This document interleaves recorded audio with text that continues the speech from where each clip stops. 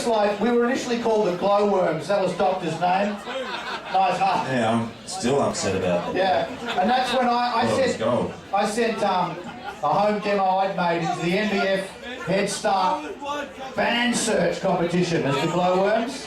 We got that nice certificate, and also a letter telling us that we didn't win. We got beaten by the Sharks, the Moondogs, the Traps, and the Small Toys, who've all got on to, where are they now? Suck it, Small Toys! So yeah, obviously the initial incarnation of the band, of course, was myself, Phil, Adam, and Andrew, Jack Dyer. I wasn't in the Glowworms. No, you were. Well, the Glowworms... I was post-Glowworms, dude. You were post-Glowworms. The Glowworms really only went for about a month. Before we got Adam, on the basis of my demo tape, you joined the band. It was a top quality demo.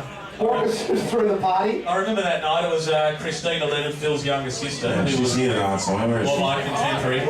And she led me downstairs, and Phil and Coxie were holding court with Phil's girlfriend at the time, and current partner, and said, "Yeah, this is our demo. We think it's pretty good."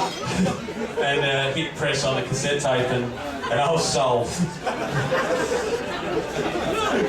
So we rehearsed feverishly for our first gig, which was at the Mount Eliza Football Club playing disco and band night. And it's Coxie's band. Oh, a few noses out of joint that night, I'll tell you. Biggest mistake we ever made was changing from that. That's a catchy title.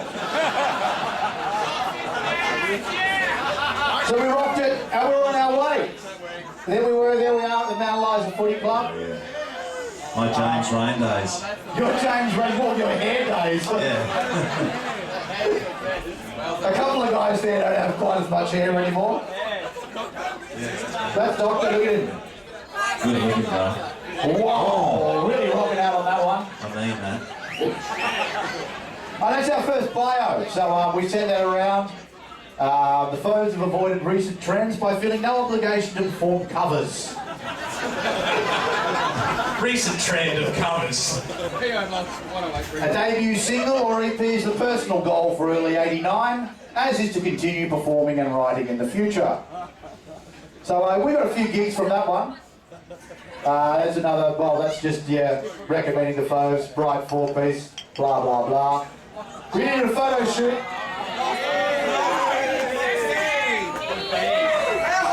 I've got a fez on at the back there. Starting to worry about my receding hairline.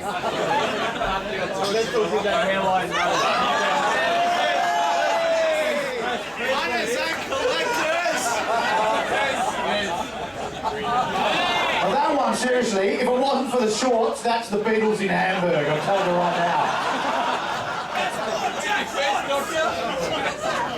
Oh, hello, ladies. I might want to put that on my Oasis Active site later on this evening. Oh, yeah. Wow. Grainy. I like to be shot grainy. The portrait of the artist as a young man. The trumpeter, and I had a beret on with a sort of Russian thing up in the corner. Now, I remember some skinheads hassling you in the city one day for that. They didn't like that. No. Oh. More, me and Doctor. Paisley waistcoat. And Coxie's got a Paisley thing that Monique made him. Yes, Phil's partner Monique kindly made me that shirt. Thank you, Monique. That's where we rehearsed for at least the first 10 years of our band. My dad is retired now, but he was a native Australian nurseryman. And that was his... Australian? Well, yeah, no. He was a nurseryman who grew native Australian plants. And that was his potting shed. And we'd get in there every Sunday with far more diligent work ethic than we have now, I can tell you. Some of our early gigs. Adam, you drew that poster up by hand, I remember. It's not a bad look. I can't believe I didn't go into graphic design, Coxie. The Evelyn Hotel with the Mad Turks from Istanbul. Yeah, good band, eh? We started to get a bit arty after about a year. Things started to get a whole lot darker.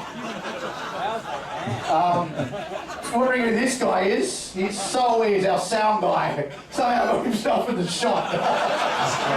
What are you doing here, dude? Of course, Phil subsequently sacked him about 2 years later. Oh, I hope he's not here. Yeah, let's gloss over that one. Yeah, now it's getting very edgy and street.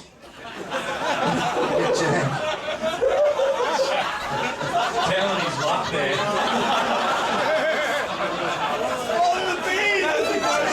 The beard, yeah. Let's get the laser printer on that beard there, ladies and gentlemen. Lane Stanley, Alice in Sure you're not Chains. playing in a metal band.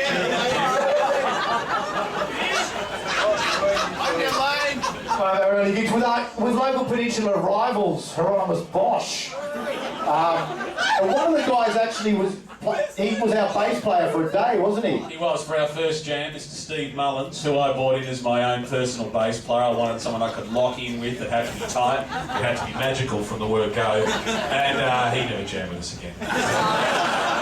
We didn't like him much. That's, I think, at least, if not possibly our second or third show in the Big Smoke at the POW. There we are on the bill.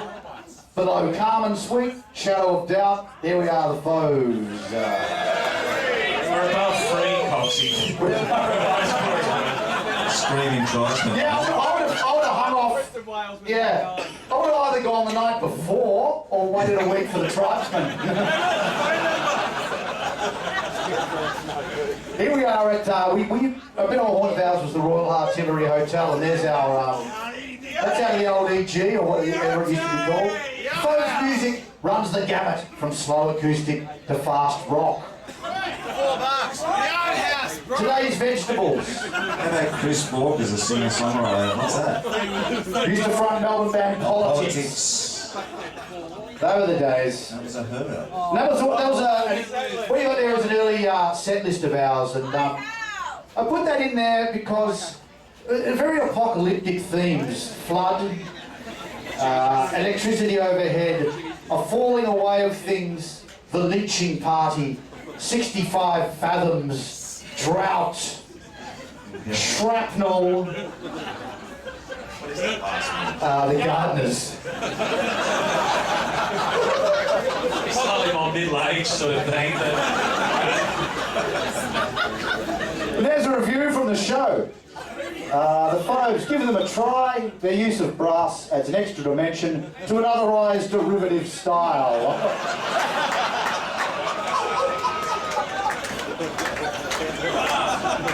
It's the first time we rode off to a big record company with our demo, trying to get a recording contract. We presented that beautifully, Coxie. I'm going to sit up and take notice on that one. Yes, sir. Yes, sir. There's a rejection letter from EMI.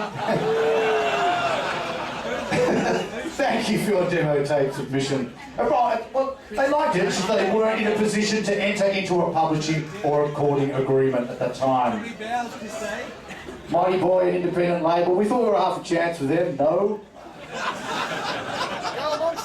Greenhouse. They were rivals of ours. Triple J.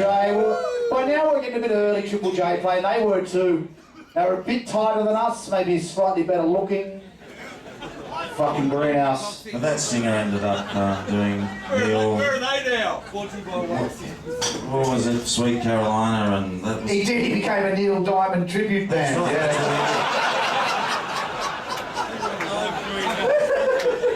There's the review of the night. Yeah. And this is Craig Matheson, who still writes in the Age to this day. The set had little continuity. Fauves had little chance of holding the audience's attention. They need to undertake some editing of their live set. You got to hand it, Craig. That's 20 years of bagging us from that. We have a grudge. There's Craig in here tonight. Here we are recording, actually not our first EP, our first single, Fireman 451 in Power Plant in Carlton. Young, fresh face. Pete's got his head in there again, like, sound dude. You're holding up like a blue movie. I am. I must have thought that was amusing at the time. There's the invoice for our first ever EP. And I guess they can address it to Phil Leonard, the last time he took responsibility for anything. The country road years. It's a real dumb and dumber look up there. Like me. We didn't know how to play, but geez, we had our look down close to Dougie looks so small over there. I look really big. Let's work, Doctor! Oh yeah, what's that? That photo speaks a lot to me. Speaks primarily of a serious lack of ideas. And what do you do is just stand in this spare block. brief period where I was fronting the band there, Coxie. We gave it a shot for a couple of weeks. Thought we'd switch it up. Oh no. Hello. This is like the famous, you know the famous Beatles record cover, you know, where they've got all the meat and all the dolls' heads and stuff. This was sort of yeah, not for public consumption, ladies and gentlemen. Look at Phil, little mutant sort of mustachioed boy. Oh wow.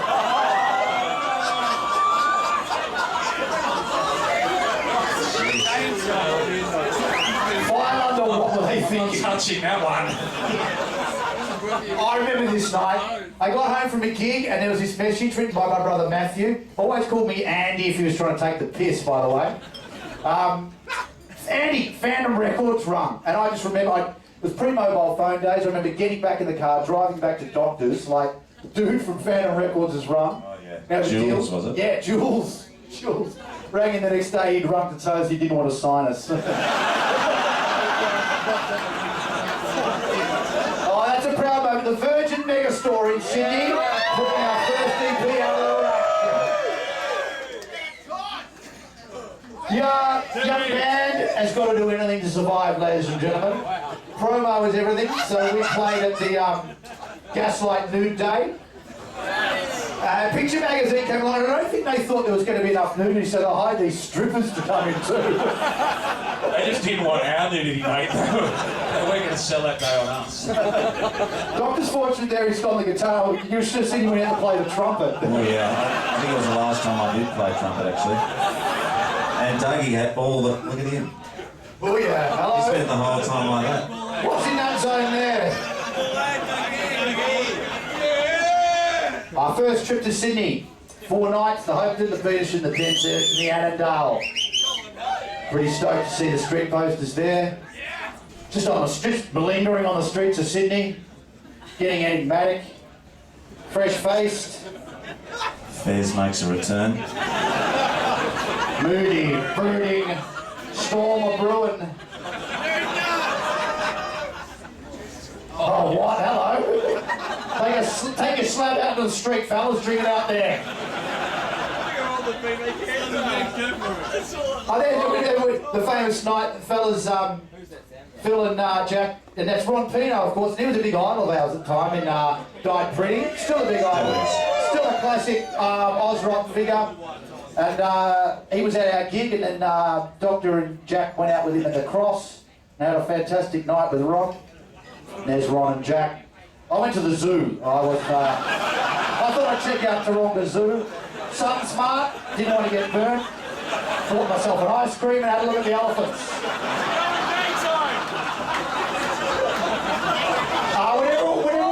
Whenever we had a small crowd or things were looking bad, we always looked to liven it up, and we'd be backstage, we'd look at each other and go, Jockski? And out we'd go in our jocks. And then inevitably we'd be 5, 6 people in the audience, we'd play in our jocks. Thought that was kind of revolutionary. Wow. Sometimes we look at even further, there's Adam with the chainsaw. I think that was my dad's firewood electric chainsaw too, so... Yeah. You just about knocked yourself out coming like off stage. He slammed his head straight into this bit of wood, and that was he was virtually unconscious there standing there. Probably wasn't such a politically correct driver, G. Black in his place there. Really what he's doing these days. It was the 80s, folks.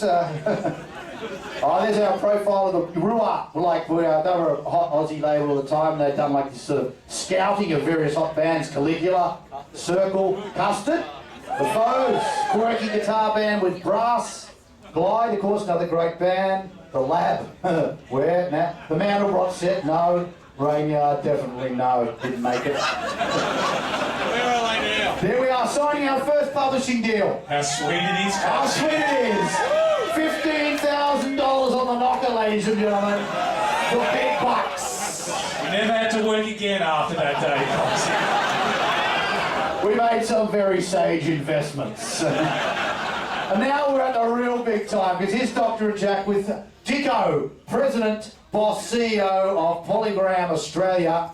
We're now signed to Polydor. We've made it. There's Tony, the financial controller. He's the guy who had to read our royalty statements. Look at him, he's already looking a bit stressed. Dicko, he had to work to keep the figures from Dicko. Dicko, they just sort of wheeled Dicko out and he'd smile a lot and go, sounds great, guys. He broke meatloaf in Australia. That was his claim to fame. That's how he got the gig. Oh, there's Doctor in happier times with our A&R man, with whom we had some great times and some rocky times. Some insane times. Doctor did relate this over the air on the hours the other night, the famous day when Craig called him a hack guitarist in a band going nowhere. That was from the A&R guy at the record company, so by that stage you could see our prospects were getting a little, oh, ladies. The sexy years. Tony Moss. The mic, oh yeah. Oh, hello. Yeah, hello. Hello. That's sexy. And there's our riders. So by now we're fucking massive. 2 litres of Gatorade, bottle of red wine, local. You can see we were young because there's no way Doug would drink Australian red or white these days. We're not in contact with it, Coxie. I like a fleeting Italian white these days before I get on. It bloats me, that heavy wooded stuff. Bottle of bean, bottle of Stoic Naga, 2 dozen VB, sorted sandwiches, no meat, the whole box and dice. So you send it off to each venue and they'd hopefully put it backstage for you, or they put a line for a bucket.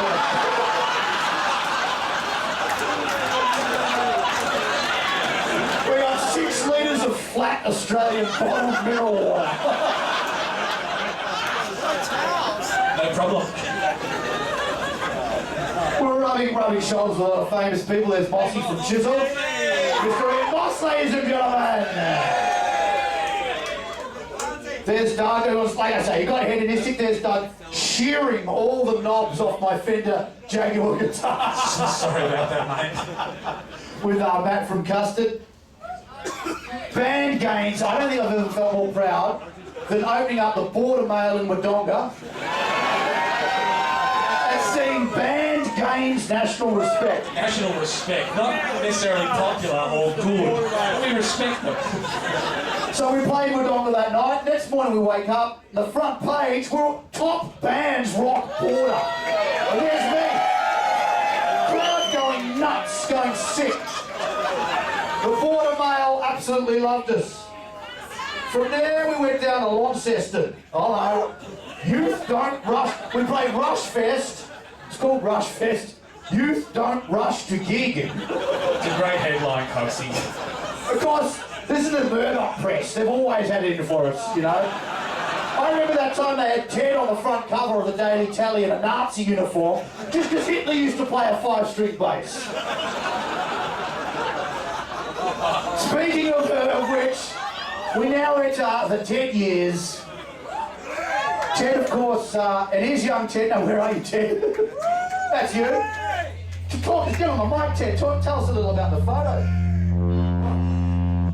How appropriate that as soon as we get Ted, our ex-sound guy, we start having sound problems.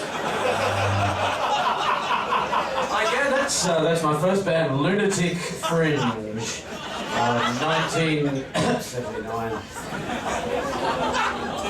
Oh yeah, that might have been 1980. Me and Cameron Daddo in the Nearly Smooth Guys. One hell of a duo. We wanted to get Cam down here tonight, but he's back in LA, man.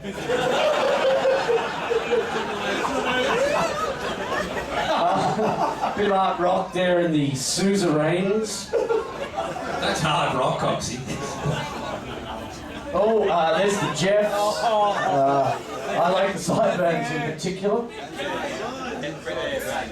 Yes. Well, this is where we met Ted, on the Plums tour. You were doing front of house for the Plums and did front of house for us, and we never looked back. You were actually sacked briefly from front of house from us, but you made your way back. So Ted was, he was part of there he is, little young Teddy.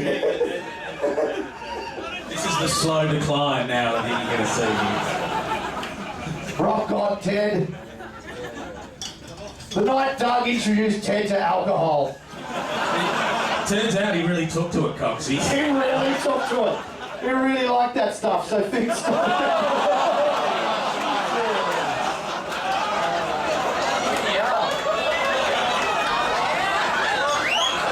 Moving there, Coxie. That's the night I punched fuck out of Ted.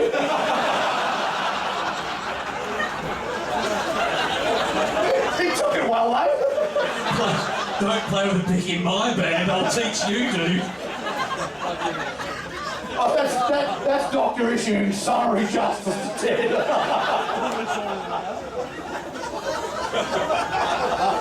Oh, we did. Heavily medicated Ted.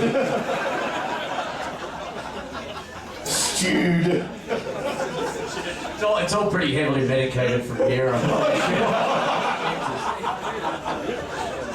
It's really the rate's progress, isn't it? It's very Hogarthian, and there we end up. That's like our weekend at Bernie's shot, that That was me coming on stage, by the way. So when we met Ted, he actually had a job. He was in, he used to sell passes. So he had like a telemarketing firm. And that's his card. And he sold passes, gave free entry to a number of nightclubs around the town. Oh yeah, good times. Good times until the landlord changed the locks. Don't mention the tax department. Yeah, I still remember Ted negotiating away a 13 grand phone bill with Telstra while he was on tour with us. So that was Ted's business card back then. This was the next business card he printed up. He and Adam printed that up one day. I still have that business card, by the way, if anyone's interested. Like I say, Dr. Get near the mic, mate. High on the hog, because this is you, Phil Lennon. Invited, you have been nominated Who's Who in Victoria. When was that? 2008? I kept it from you, I was a little jealous. Chronologically, things are getting a bit skewed here. We were stoked to get on Rock Above the Falls, which is now the Falls. Unfortunately, our name was obscured by the words indie stage. It seemed to keep happening, didn't it? Okay, yeah, things start getting a little grim. Here's a polygram royalty statement, 100 grand in the hole. A couple of months later, 127 grand in the hole. 161,080.53 unrecouped. Can't remember what that is. Oh, we still had a heart, didn't we? That's right, we did it for Lifeline. So we gave our, we do a lot of charity stuff. So we played this gig to raise money for Lifeline. Unfortunately, the guy who put it on lost his house. It was down in Warragul, about 50 dudes rolled up.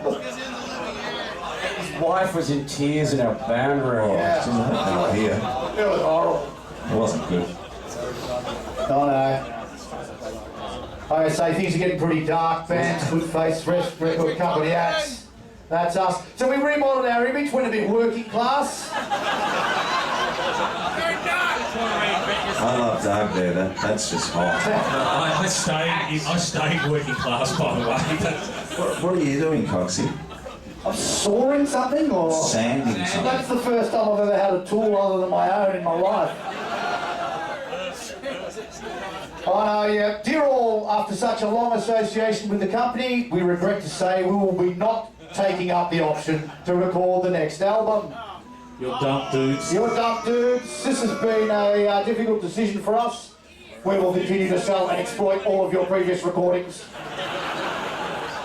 But thankfully, Shock took us on board, didn't They they? did, and Shock, for whom we are forever grateful. Paul Kelly moves house, Fauves evicted. The press really can be cruel. Like I say, the Murdoch's always had it in for us. So yeah, in a little progress, I say the High Times supporting Kisses are a series of laminates supporting Soundgarden. Yeah, wow, supporting Chisel at the Tennis Centre. Corporate Suite at the G, Richmond v Peter Dunn game. Oh, the big ones. The shocking game, but fully catered. Fully played. The 12th Annual ARIA Awards, ladies and gentlemen, nominees. I like how we have tickets, Coxie, too. It's like, who the fuck are you doing? It's like, We needed tickets to get in. Fully catered. Hey, things are getting a bit wrong here. We were the headline band, they didn't even know who we were. Let's head to the casino, they'll have us. And we're supporting motor race. Still, good times, just keep going good, and this is kind of like the declining years. The crowds are gone, but the minds are half gone. The good times live on. Doing it for the kids. Good on you, the Fauves. We'll go anywhere. We'll go anywhere. The snow, we'll play there. We'll record albums. Chop it in hot dog. We'll even let Ted have a go on the desk when the producer takes a break. Reconciliation with the A&R man holding up the set, or else long gone. Stu, yeah. The one consolation was he got dumped from Polydor before we did, so oh, this is a bit nasty. This is the time we found the drummer from Speedstar's diary in the tour van. Doug decided to fry it on the stove. Doctor put it down the front of his horse chops.